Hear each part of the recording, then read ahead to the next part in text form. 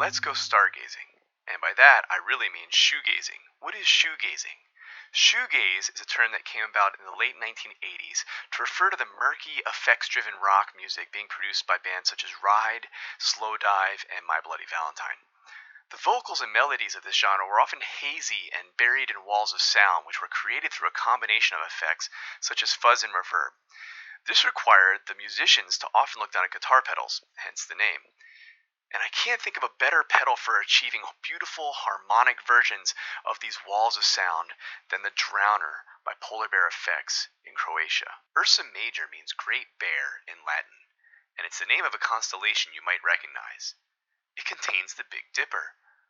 Let's dip into some of the great sounds that this bear of a pedal can make. I'm going to start by playing my newest guitar, which I'm very excited about, the Danelectro 56 Baritone. Baritone guitars have a slightly longer neck and a lower scale, generally tuned to B, so you can reach notes that fall somewhere between a regular guitar and a bass. It became popular in the 1950s and 60s for bass-driven cowboy, surf, and rockabilly tunes, but what I've come to discover is the range and playability is so good on this, and the vintage single-coil lipstick pickups are so crisp that it's actually an amazing all-purpose guitar, and sounds especially great with effects like fuzz and chorus. What I'm trying to say is, this is actually an awesome guitar for shoegaze. Let's hear the clean signal running directly into Ableton via a Focusrite Scarlett 6i6.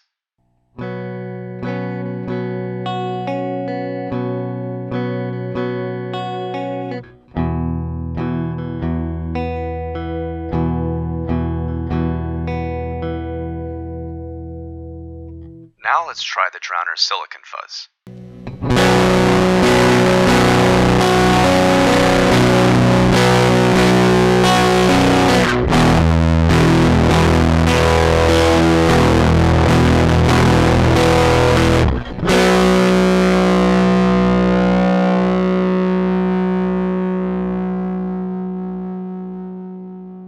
As you can hear, even by itself, the fuzz is awesome. It's noisy and melodic, crunchy and harmonic at the same time. Likewise, the reverb by itself also sounds fantastic.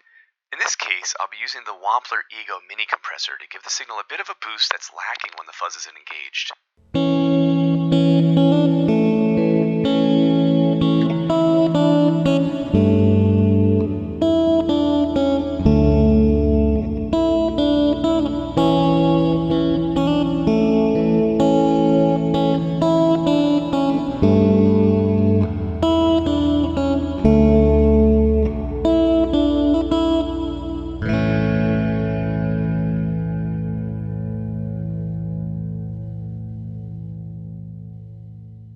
It's a large reverb, but not overly massive or airy, which makes it big enough for ambient but restrained enough to sound somewhat natural. In other words, it's a perfect verb for shoegaze. But one of the stars of the show here is the shimmer, which can be introduced at subtle amounts or dialed in at a full-blown shimmering pad.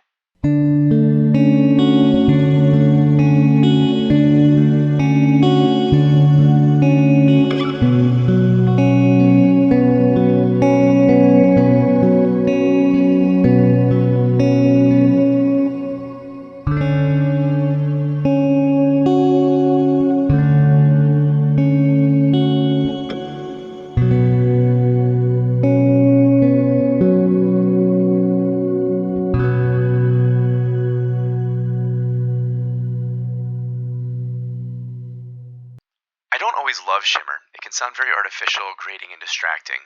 But I love the shimmer on the Drowner. In fact, it's my favorite shimmer of any pedal I've tried. So let's dial it all the way up and add some fuzz while we're at it.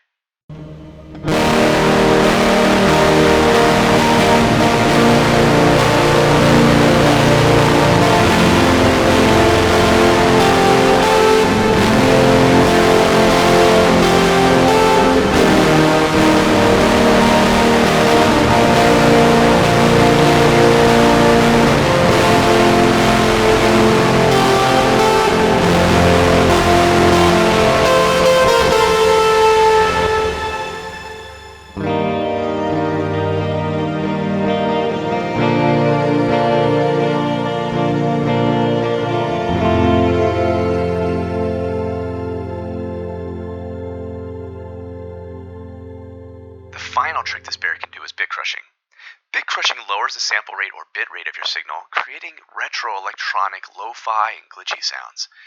In the Drowner, bit crushing happens alongside reverb, but you can set the reverb to come either after the bit crush or before it. I'm going to set crush at the end using the FRC mode and dial the reverb way down to clearly hear the sample reducing and bit crushing sounds.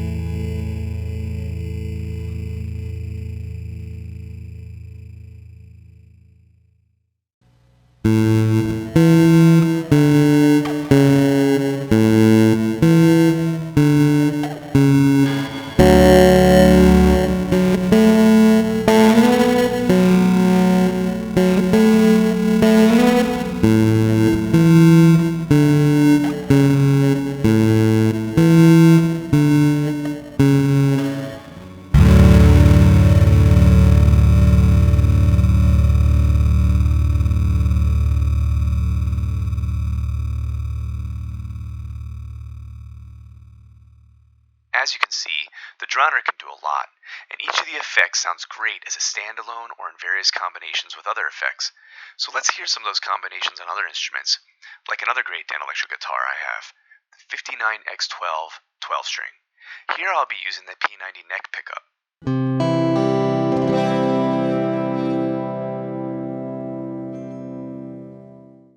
We'll use FCR mode to place the crush before reverb for a more muted bit crushing sound and a more shoegazy wall of noise due to the reverb wash.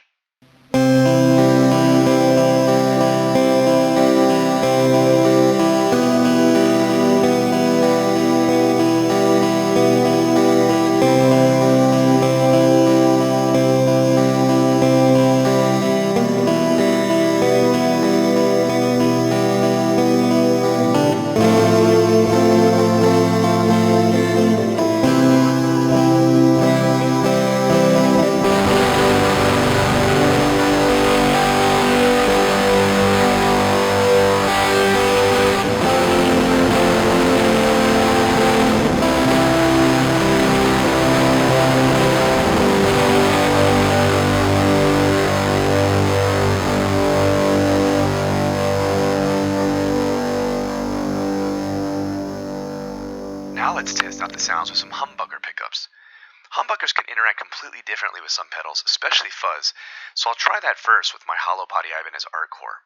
And this will be my first attempt ever trying some glide guitar with a Bigsby style tremolo.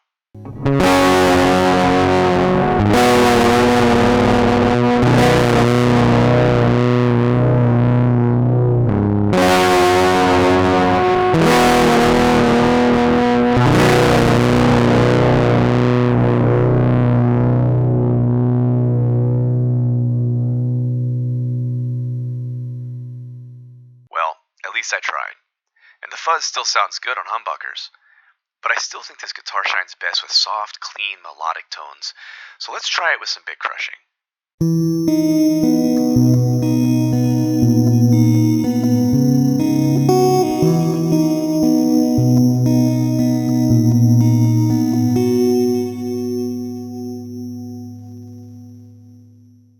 Let's employ some of the shimmering wall of noise abilities of the Drowner to create a song. I'm going to play Under the Milky Way by The Church as a mostly instrumental shoegazy track with sparse vocals.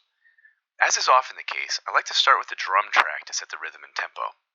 I often use Easy Drummer for this, but today I'm going to use recorded loops by Circles. Specifically, I'll be using the 1987 set, which has poppy rock beats played on a 1980 Yamaha drum kit and recorded with gated reverb for that extra retro sound.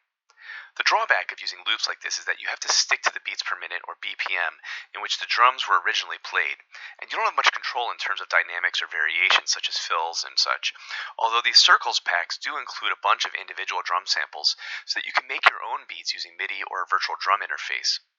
In this case, that isn't necessary because all I need is a basic background beat. So I changed the tempo to 100 BPM in Ableton and dragged this heartbreak loop into the first track in session view, which will allow me to play continuously while I record the other parts.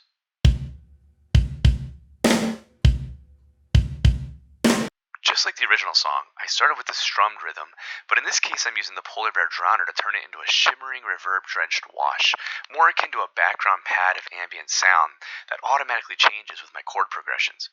To slightly enhance the sound with some spacious sustain, I decided to add some slight delay into the signal. This can be done using a TRS effects loop insert jack in the Polarbear Drowner.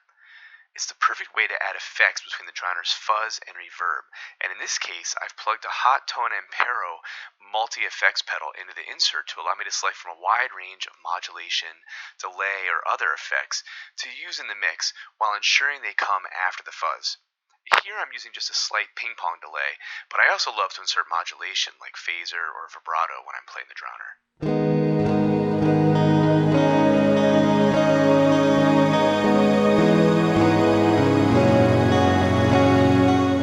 I decided to play the main melody over that using the Drowner's bitcrushing instead of vocals.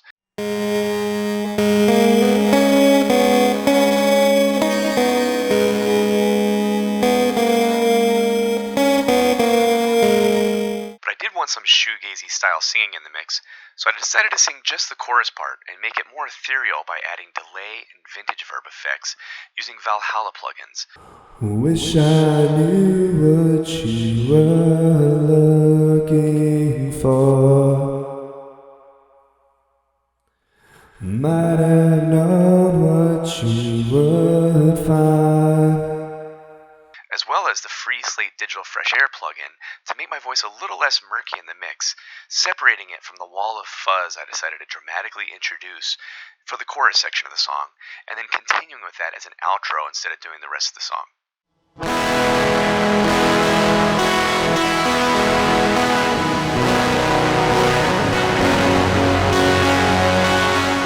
After adjusting levels and adding a little stereo separation between the shimmery rhythm and the bit crushed lead, I like the mix, but I've learned that mastering is a critical step even for home recording, so I dragged the finished song to a new track to apply Isotope's Ozone Elements, which is an entry-level mastering tool.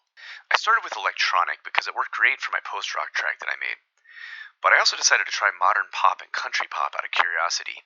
Each one had strengths and weaknesses that altered certain tones and frequencies, bringing different parts forward in the mix or muting them more and putting them more in the background. Country pop produced a wonderful wash from the shimmer, but its flatter frequency profile made the drums less punchy than I wanted.